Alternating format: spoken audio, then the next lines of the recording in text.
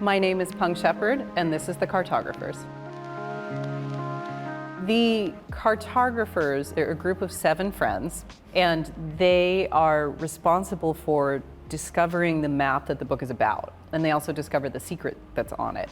It ends up just kind of tearing the friends apart.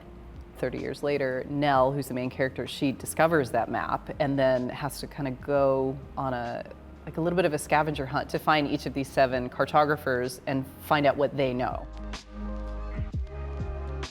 If I was a teenager and I had read this book, I would have immediately aligned my course to study cartography. I mean, it's so fascinating. How did you come to be interested in maps?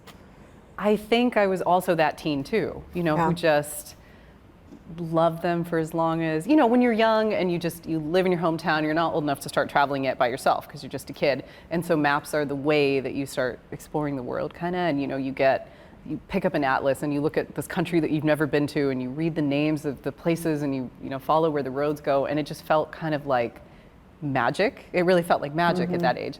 And I just never lost that love for it. Even now that I am older and I can travel on my own, maps still feel almost like a book in a way. When you open it up and you feel like you're going to get told a different kind of story, but still a story.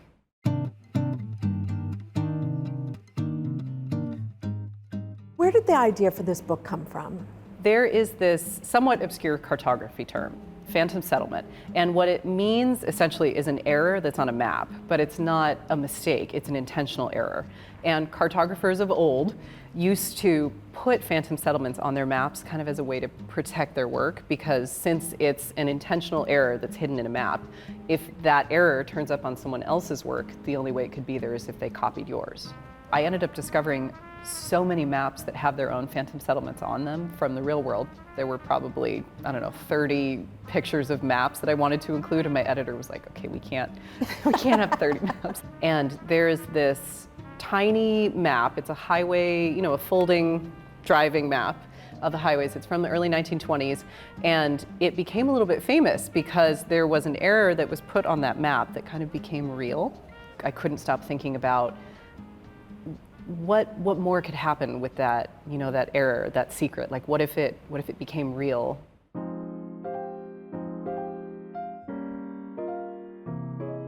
Felix's opening scene at Haberson. Is it Haberson or Haberson? Well, I say Haberson. Haberson. You can say Haberson, yeah. Okay. They're doing the plotting and the geocoding and everything, and it's almost like a video game that they're trying to lay all this stuff in, and they're actually plotting a map. And I just found that absolutely fascinating. Yeah. How is Haberson map like Google? It's like Google in that it's because it's an algorithm essentially, and it's a very advanced algorithm. So it's very, very smart in some ways, but it's not very wise in other ways. And so what I was trying to do with the Haberson map was show the dangers of having so much intelligence, but not a lot of wisdom, because there wasn't a human behind it to kind of steer it in the right direction. So there's this farm in the middle of Kansas, and a couple years ago, people started showing up asking for weird things. Like, they were insisting that their lost dog was there, or like their iPhone had been stolen and that's where it was. And even like bounty hunters were turning up saying that their fugitive was there. And it turns out, whenever GPS or the internet doesn't know the specific location of something, it defaults to the exact geographic center of the United States. And that farm happens to be the exact geographic center. Kidding. Yeah. And so for years it was this mystery. They had no idea why all these people kept coming to them, insisting that whatever they had lost was there. And it wasn't until they'd hired a private investigator and he went through all the, but that was really the inspiration for Haberson, I think, something that was so intelligent but not wise.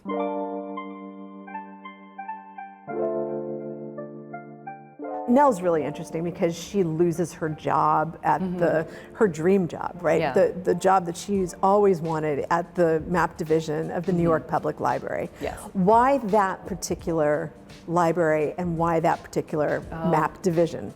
It's it's a place that's really near and dear to my heart. So I used to live in New York City, and I had just moved away when I started writing this book. But I spent, I don't know how many afternoons in the New York Public Library. And the map division that I mentioned in the book is a real division in the New York Public Library. And they really do have, I think, about 500,000 sheet maps in their archives. Amazing. And anybody can just go into the library and ask to see any of the maps, and they'll bring it out for you, and you can. It's an incredible resource.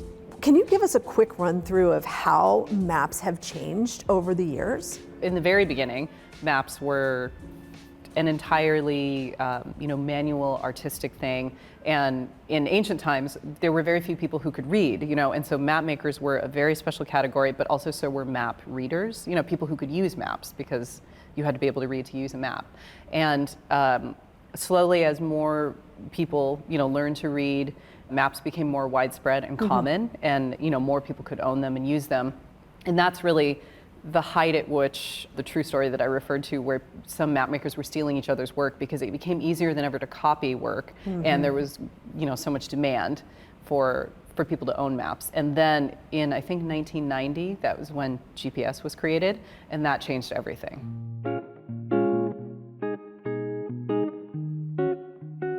All books have tropes.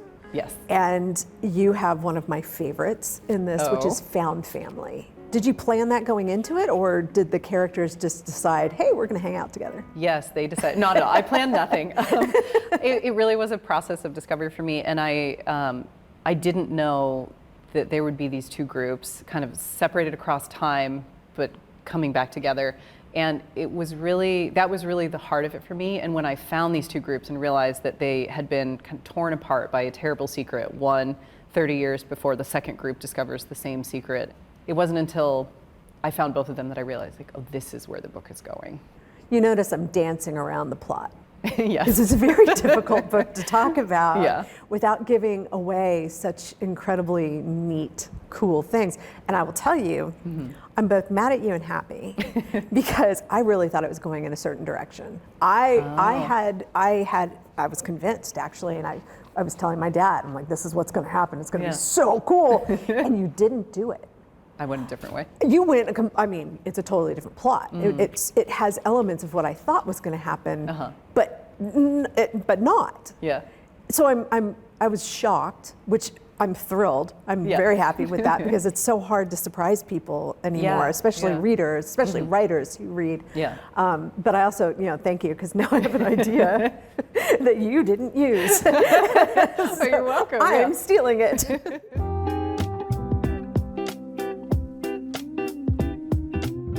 In the description, when I picked this up, it mentions that this is really good for fans of V.E. Schwab.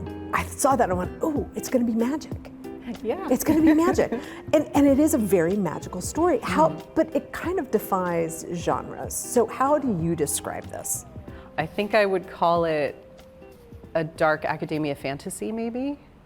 Or maybe a mystery fantasy, I think, because there definitely is some magic in it, but it's kind of pulling from more than just the fantasy genre. I grew up reading science fiction and fantasy. It's my love, my home, and so I always knew that was what I wanted to write And then when I was in my later 20s, I went to an MFA program, and that was where I really got exposed to much more literary fiction than I was used to reading. And I think it had a really positive influence on me because I kind of landed somewhere in the middle where, like crossing back and forth between them or incorporating both, and it's just, I just love it. What's your biggest challenge writing this story? What really kind of tripped you up? I'm a pantser, to use the plotter versus pantser. I'm a total pantser.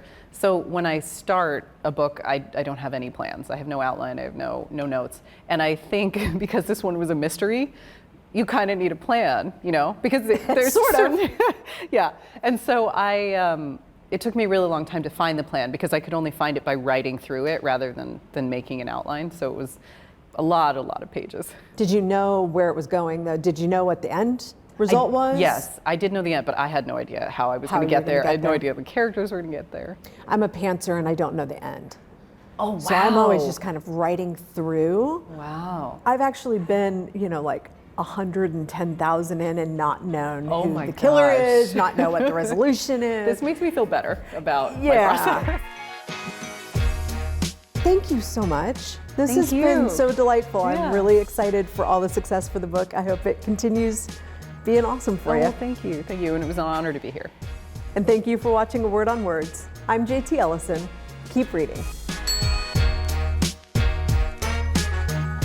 When I start a book, I don't have any plans. I have no outline, I have no notes. And I think because this one was a mystery, you kind of need a plan.